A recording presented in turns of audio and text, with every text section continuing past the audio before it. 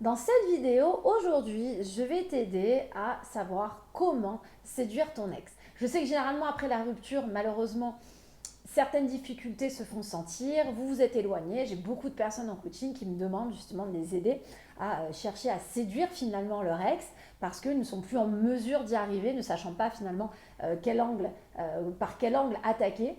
Donc c'est pour ça que dans cette vidéo, tu vas voir, je vais te donner quelques très bons conseils à suivre pour t'aider justement à y arriver. C'est pour ça également qu'en complément cette vidéo, j'ai décidé de te partager une checklist de 14 interdits pour t'éviter de faire au maximum finalement des faux pas. Très simple pour y avoir accès, donc c'est un mail complètement gratuit, il suffira de cliquer quand tu auras terminé la vidéo en dessous dans la description sur le lien que j'ai laissé apparent. Et tu verras aussi que c'est important aujourd'hui finalement d'éviter les faux pas. La raison elle est simple, c'est que malheureusement les ex ont plutôt tendance à se focaliser sur les ratés que sur les réussis. Et quand on parle de séduction, il vaut mieux finalement éviter les loupés si on veut être le plus pertinent possible. Si tu me découvres pour la première fois sur cette chaîne, je suis Christelle Lepage, je suis spécialisée en dynamique amoureuse, experte en reconquête amoureuse. Sur cette chaîne, j'essaie vraiment de te donner un maximum de conseils pour que tu puisses obtenir une seconde chance de ton ex. Donc si ce n'est pas déjà fait, je te conseille fortement de t'abonner à ma chaîne qui va t'aider obligatoirement et également à cliquer sur la petite cloche des notifications, très pratique tu verras, pour être averti en fait à chaque nouvelle sortie de vidéo.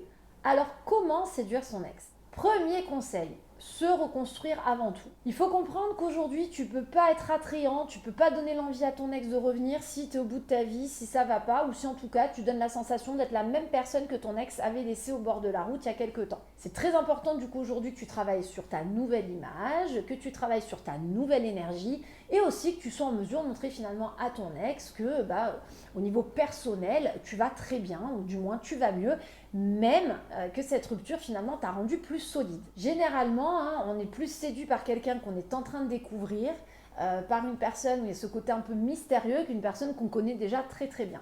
Deuxième conseil, suscite de la curiosité. Alors là, c'est pas de la curiosité malveillante, en voulant donner l'impression à ton ex que tu es avec quelqu'un ou que tu as passé une soirée peut-être un peu bizarre, voilà, en laissant penser qu'il y a une anguille sous roche avec une autre rencontre. Pas du tout. Là, c'est simplement d'avoir un comportement un peu déroutant. C'est-à-dire que ce qui peut être intéressant, c'est de surprendre ton ex dans ta façon d'être, qui est très différente d'avant. Alors, tu peux être un jour très disponible, très chaleureux ou chaleureuse, et puis, non pas méchant ou distante les fois d'après, mais peut-être plus éloigné. Voilà, quelqu'un qui est très occupé, alors que la semaine d'avant, tu avais beaucoup de plaisir à partager des textos qui étaient peut-être plus enrobés, qui étaient plus précis. Et bien là, cette fois-ci, cette semaine, tu vas noter une petite distance dans ta façon de communiquer pour un petit peu perdre ton ex en fait. Ce qui peut être intéressant, c'est que ton ex, après tout, ne puisse pas lire en toi comme un livre ouvert, à comprendre que tu es quand même à disposition d'une certaine façon ou que il paraît évident que si demain ton ex te tend une perche, tu vas plutôt être du genre à la saisir. Ça peut être sympa aussi de te montrer déroutant et que ton ex ait un petit peu de mal finalement à te cerner en se disant c'est marrant parce que bienveillant, chaleureux, chaleureuse, oui, je le sens, mais peut-être pas si accessible que ça, peut-être pas si disponible que ça tout le temps non plus. Bref, j'ai la sensation que mon ex est aussi un petit peu cyclique. Et ça peut être vraiment génial pour susciter un peu de curiosité et donner du coup l'envie à ton ex de peut-être sortir un petit peu de ses zones de retranchement. Troisième conseil, pense à améliorer ton apparence. Donc là, c'est important aussi de comprendre que avoir du charisme, se prendre en main, c'est-à-dire se soigner davantage, c'est pas donner la sensation à ton ex forcément que tu lui cours derrière, c'est aussi véhiculer l'image à ton ex que tu es en mesure aujourd'hui peut-être de rencontrer aussi en parallèle quelqu'un qui s'apprête, qui fait attention à soi. C'est aussi une personne qui renvoie l'image d'être finalement peut-être ouvert à d'autres choses. Et puis c'est quelque chose de subtil, c'est pas fait méchamment, c'est pas fait dans la provoque. Et puis en plus, ça peut te permettre d'avoir de bons retours avec un ex qui va te faire des compliments à ce sujet. Donc c'est pour ça, moi souvent, j'encourage les personnes à pas avoir peur, à se reprendre en main au niveau de leur image, à avoir plus de charisme, à vraiment véhiculer une image de quelqu'un qui sent certes bien dans sa tête, comme j'expliquais tout à l'heure, mais aussi mieux dans son corps. Et j'en ai quelques-uns qui me disent des fois, oui, mais ça va faire flagrant, comme par hasard, avant, je n'étais pas trop sur mes habits, maintenant je le suis. Bah non, au contraire, c'est génial. C'est aussi dire, la rupture m'a permis de me rendre compte que j'avais envie, moi, de prendre plus soin de moi, que j'avais envie de me plaire à nouveau dans le miroir. Et du coup, ça peut justifier les raisons de ce changement. C'est des points en plus qui peuvent donner la sensation que tu regagnes confiance en toi. Et ça aussi, c'est très vendeur pour un ex. Un ex qui se rend compte que tu reprends confiance en toi, c'est un ex qui peut aussi être moins méchant par rapport à toi. Moins méchant dans le sens où si je rouvre une porte ou si je suis gentille, voilà, mon ex va pas s'effondrer, voilà, se remettre dans tous ses états comme avant. Je sens mon ex plus costaud, plus droit dans ses baskets, plus ancré. Et du coup, ça peut amener aussi les ex à avoir l'envie plus facilement de renouer un peu de contact parce que moins apeuré de tes réactions selon l'évolution des choses. Quatrième conseil, être imprévisible. Alors là, je parle du comportement. Tout à l'heure, j'évoquais plutôt ce côté de manque de constance, un peu cyclique. Là, c'est plutôt dans la personnalité. Si ton ex t'a toujours connu très nerveux, peut-être même trop speed, quelqu'un qui se posait jamais, eh ben c'est peut-être le moment de montrer à ton ex qu'aujourd'hui tu es plus mature, plus en mesure d'être posé dans ta façon de communiquer, dans ta façon d'écrire aussi tes messages, de les structurer.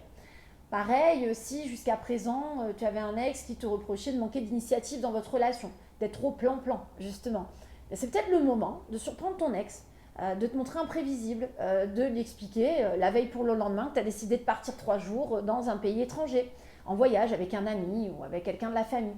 Mais ça aussi, ça peut être déroutant pour un ex, parce que souvent les ex, quand ils vont vous quitter, ils sont convaincus de savoir qui vous êtes, et c'est d'ailleurs pour ça qu'ils vous ont quitté, parce qu'ils vous connaissent trop bien. Et du coup, d'avoir cette posture un peu changeante, personne du coup imprévisible, ça peut être très déroutant. Et ça peut du coup aussi amener l'ex à se dire « Ah ouais, il s'est passé quelque chose quand même. Là, depuis la rupture, il y a des trucs que je ne reconnais pas. » Donc ouais, il y a peut-être eu en effet une prise de conscience de quelque chose. Sans même ramener ça forcément à la séparation ou au fait que tu veuilles faire des efforts pour ton ex vraiment peut s'interroger juste sur cet électrochoc finalement. Ça a peut-être occasionné quelque chose en toi. Et généralement, à toi d'être malin, maline, pour que ce soit quelque chose du coup de positif aux yeux de ton ex. Mais ça peut être vraiment sympa aussi de travailler ce côté très imprévisible. Cinquième conseil, flirter subtilement. Le flirt, c'est pas toujours vouloir embrasser quelqu'un, le prendre forcément dans les bras, lui dire des mots d'amour, susciter des moments de nostalgie. Le flirt, ça peut être beaucoup plus subtil. Les personnes qui se rencontrent dans les débuts vont pas tout de suite se toucher, se tripoter. Le moment de séduction, de complicité se fait justement dans cet aspect où on n'est pas obligé de se toucher, on n'est pas obligé d'aller jusqu'à s'embrasser. C'est non pas que des jeux de regard non plus, mais ça va être de la taquinerie, ça va être d'aller rigoler avec les sur des sujets où on sait que, bah voilà, se connaissant, parce qu'il y a quand même cette expérience du passé qui est géniale, dont tu peux vraiment faire une force finalement, où tu sais que voilà, ce petit point-là fait réagir ton ex. Voilà, de la taquinerie. Ça plaît beaucoup. Il y a aussi le langage, on va dire, non verbal. L'expression, ta façon, ta posture. Tu peux être quelqu'un où quand tu as rigolé avec ton ex ou ton ex t'a fait rigoler, tu vas avoir une façon de lui passer la main, mais rapidement, sur l'épaule, genre bah, tu m'as fait rire quoi, là là, toi alors, je t'assure. Ou tu vas aller tout simplement, moi je le vois vraiment dans mes coachings, ça marche très fort ça, vous avez un moment de partage, vous buvez votre café, tu vas aller chercher quelque chose au bar, tu repasses derrière, tu peux lui poser subtilement la main sur l'épaule et lui déposer son sucre. Ou voilà, quelque chose qui n'est pas trop invasif, trop envahissant, mais quelque chose de suffisamment finalement présent aussi pour susciter une petite réaction. Et même pour toi, c'est intéressant de voir dans les yeux de ton ex, c'est quelqu'un qui est touché quand tu t'en approches, ou c'est quelqu'un qui sait se faire et qui rigole. Est-ce que c'est quelqu'un qui, quand tu vas le taquiner, va réagir à cette taquinerie dans le même jeu? Je vois dans mes coaching, moi, c'est hyper intéressant. Il y en a où au départ, la taquinerie, la personne rigole mais dit rien. Et la semaine d'après, on découvre que la taquinerie, finalement, l'ex taquine aussi. Donc, on a un jeu qui commence à se mettre en place qui est super sympa. Donc ça, c'est important aussi, c'est de comprendre que la séduction, c'est aussi savoir flirter subtilement. Sixièmement, ne pas se précipiter. La séduction, c'est une histoire de temps. Si tu penses y aller très vite avec quelqu'un que tu connaissais pourtant déjà, ou vous avez déjà eu votre séduction à l'époque, eh ben tu te trompes, tu vas devoir y aller tranquillement. Plus tu vas le faire sans pression, plus ton ex sera réceptif ou réceptive, je peux te le dire. Donc c'est pour ça qu'il ne faut pas avoir peur des fois de se fixer des objectifs hebdomadaires, pas plus. Si cette semaine j'ai fait ça et que ça s'est bien passé, j'en fais pas des tonnes et la semaine prochaine je tenterai autre chose. Mais pas tout en une fois. L'exemple de tout à l'heure sur ce flirt subtil, voilà, c'est pas de tout envoyer lors du premier rendez-vous. Chercher à taquiner, chercher à toucher l'épaule, chercher à rigoler en tapant dans l'épaule comme ça, ça sert à rien, ça fait trop parfois. Il faut y aller à dose homéopathique. La séduction avec un ex, c'est très différent d'une séduction d'une personne qu'on ne connaissait pas. Parce qu'on peut aussi avoir affaire à un ex qui est un petit peu méfiant, donc il faut y aller tranquillement. Et même toi, si tu veux rester dans la séduction, c'est bien aussi d'une certaine façon de te laisser désirer. Donc de ne pas tout donner tout de suite.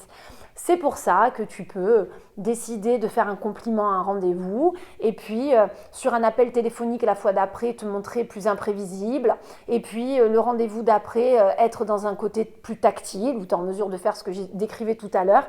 Mais il faut vraiment y aller tranquillement, pas à pas. Et ça aussi, c'est des choses qui peuvent marcher parce que du coup, il y a un jeu qui se fait des deux côtés, c'est-à-dire que ton ex ne sait pas trop comment ça va se passer, mais sait que tu es en mesure depuis quelque temps à te rapprocher. Et du coup, tu vas avoir un ex qui, comme n'est pas non plus, ton ex n'est pas non plus secoué, j'ai envie de dire, c'est pas trop ce que tu fais, et bien plus réceptif du coup à ces petits échanges et se laisser aller dans cette dynamique de séduction qui finalement va commencer à bien y aller également. Et comme je sais combien c'est compliqué dans ces moments-là de garder son objectivité, de ne pas faire de faux pas, je t'ai dressé une checklist de 14 interdits à ne pas faire. Donc pour y accéder, c'est dans un mail qui est complètement gratuit. Il suffit de cliquer sur le lien que j'ai laissé en dessous de la description de ma vidéo. Si cette vidéo t'a plu, que tu en veux d'autres sur la même thématique, alors fais-le moi savoir avec le petit like d'encouragement.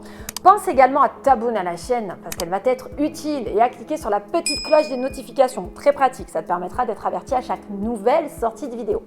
Et en attendant, moi je te dis à très bientôt pour toute la suite de mes conseils et astuces sur cette chaîne YouTube.